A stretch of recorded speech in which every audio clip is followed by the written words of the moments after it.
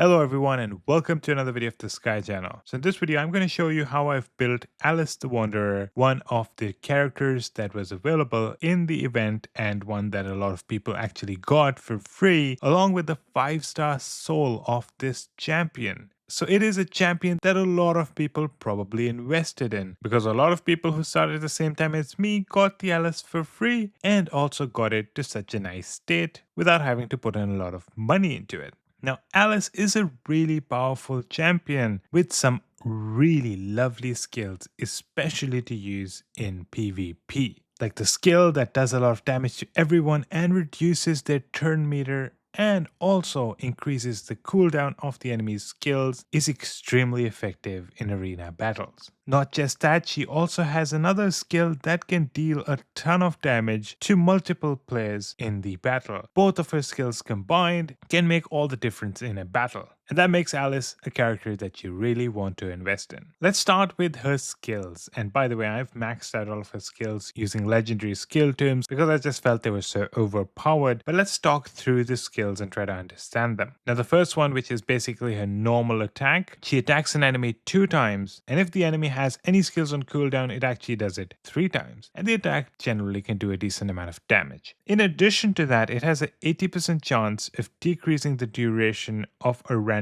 buff on the target by 1 turn, which is really cool because now you're attacking the enemy and you're also reducing their buffs, and you know how important buffs are. They can make all the difference in battles. Now, the reason I upgraded the skill is because, as you can see, level 2 and level 3 gave an extra 10% damage, and level 4 and level 5 actually increased the chance of reducing the duration of a random buff by 10% each, making this a much more helpful skill. The damage is based on attack, and most likely your Alice is going to have a ton of attack anyway. The next skill is actually pretty cool. It attacks all enemies, and there's a 75% chance of increasing the cooldown of all of their skills by 2 turns, not just 1. 2 turns, right? And that's a pretty decent percentage chance of doing that. And basically the cooldown means that they cannot use those skills. So if it works out, you'll be forcing them to use the normal attacks for a few turns. It also has a 75% chance of decreasing each target's turn meter by 15%. And if they have at least one skill in maximum cooldown, it increases it by 30%.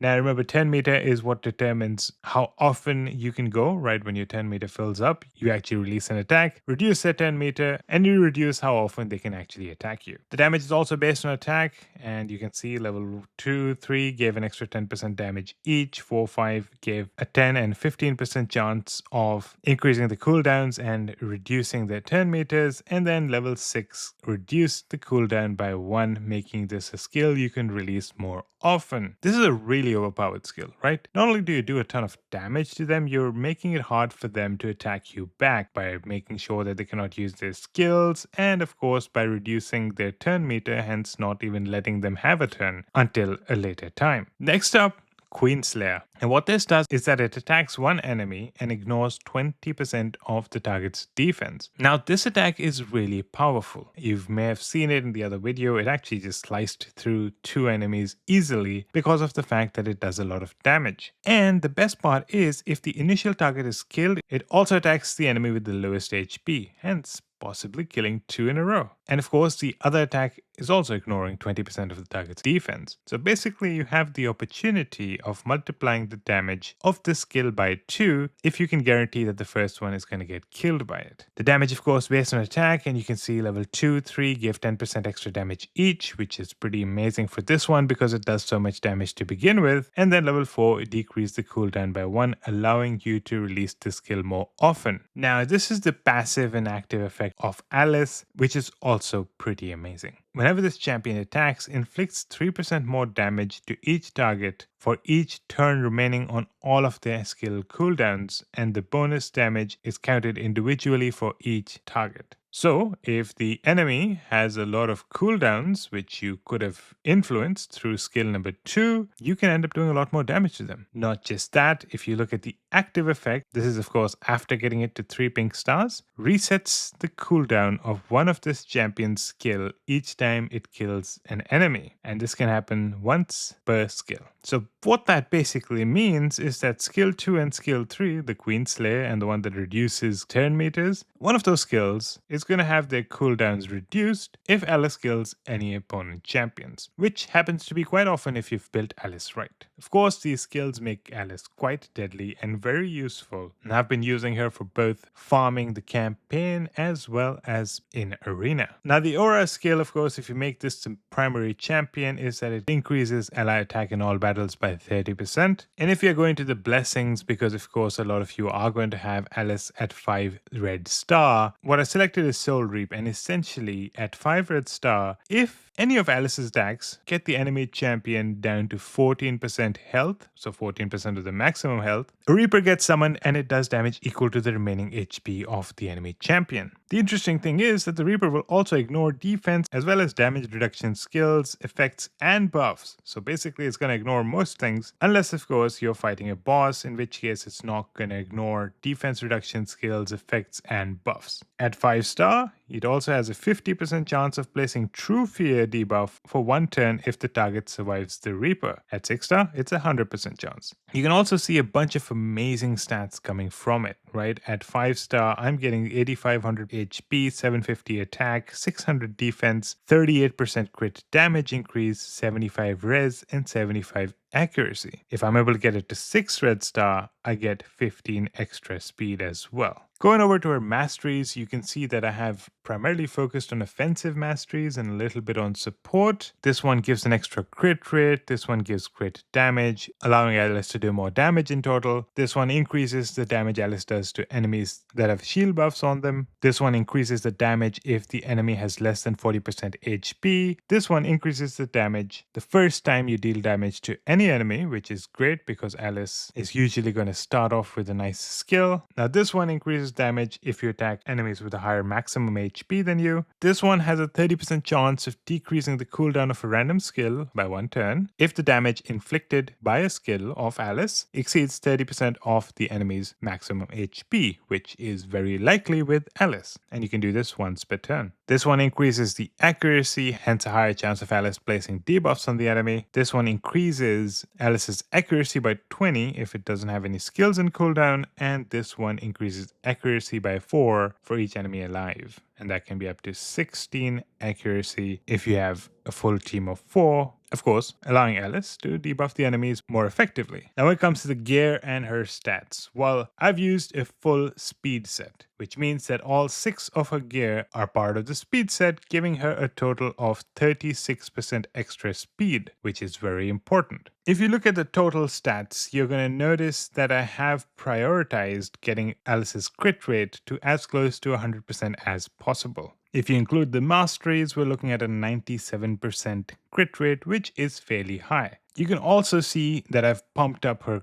crit damage quite a lot, right? It is about 201% if you include the bonuses from the blessings and the masteries and artifacts. Alice also has a pretty decent attack of 4000 and a bunch of health and a decent accuracy, even though that can be made much higher. Speed, of course, is something that has also been prioritized a lot because I do want Alice to attack people first and use her skill 2 on them, increasing their cooldowns and reducing their turn meters. So 203 speed as of right now. How did I get that? Well, if you take a look, one of the targets has been to get Alice's crit rate to 100%. Now you can easily get crit rate by crit rate gloves. A 5-star glove with a primary set of crit rate gives you 50% crit rate, which is amazing, of course. But you know what? If you can get crit rate through other equipment, then you can actually have a crit damage glove, which is even better. So you can see this glove is giving me 80% crit damage, which is a significant amount of crit damage, of course. And I'm trying to get crit rate through other equipment. So you can see that my helmet is giving 17% crit rate, shields giving 21% crit rate, weapons giving 6%. The glove itself was actually giving 7% too. The armor is giving 15% crit rate,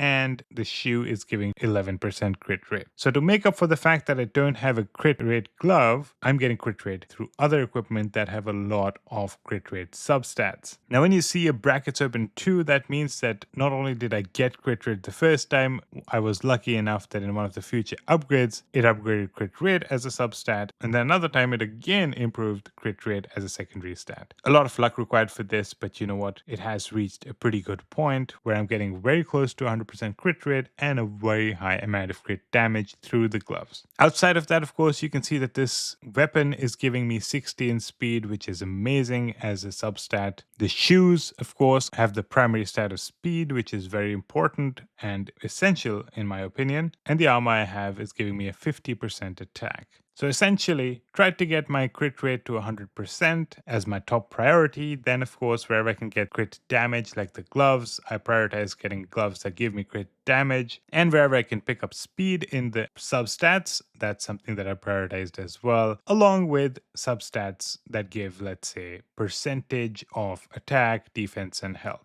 I don't like the substats that give a base amount of health or attack or defense because that just doesn't scale well. But you know what? Something that gives you a percentage like 50% attack or in the shoes 4% HP is nice. But the 20 attack that you're looking at, like if you look at my attack, you'll notice that I have close to 4,000. 20 attack isn't really changing anything for me. The ring amulet banner, well, I didn't have too many options here, but of course my priority was getting speed, attack percentage, and accuracy where I could. I also did ascend some of the equipment so that I can get an extra stat. Like in the shoes, I'm getting 4% defense. I wanted to get speed, but of course I wasn't lucky enough to get it. And of course I still need to upgrade certain stats using runes. So you can see this 5-star speed rune can give between 1 to 5 extra speed to the speed substat. And I can do the same with HP percentage, res, attack percentage, as well as defense percentage if that is the secondary stat.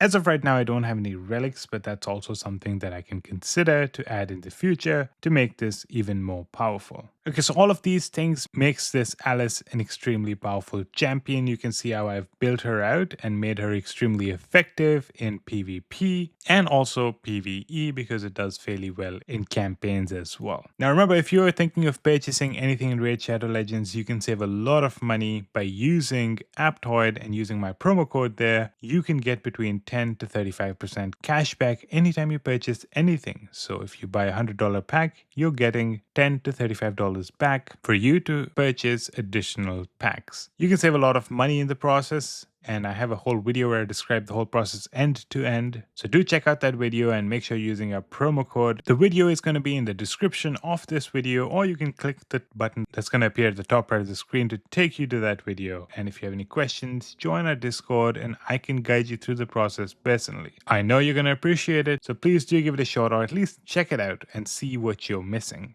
Thank you so much for watching. If you liked the video, please share it with your friends. Please subscribe to our channel, and I hope to see you in the next one.